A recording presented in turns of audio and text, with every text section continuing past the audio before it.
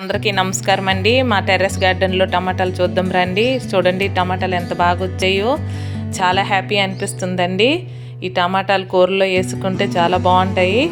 మన వంకాయ చెట్లు చూడండి, వంకాయలు కూడా చాలా బాగా వచ్చాయి. చిన్న చిన్న పిందులుగా ఉన్నాయి. మనం ఏవైనా సొంతంగా చెట్లు వేసేసుకొని దాని కాయలు కూరలో వండుకొని తింటే చాలా బాగుంటాయండి.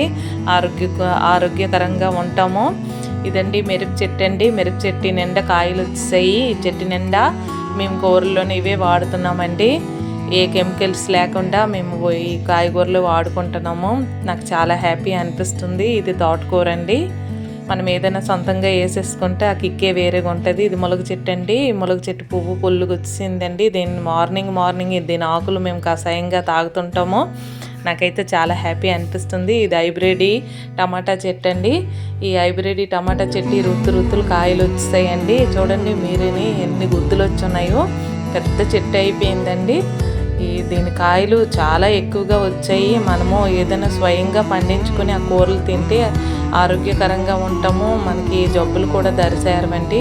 నాకైతే చాలా హ్యాపీ అనిపిస్తుంది. నేను అన్ని కూరగాయలు నా ఇంటి దగ్గరే వేసేసుకుంటాను. ఇది చెర్రీ టమాటా అండి.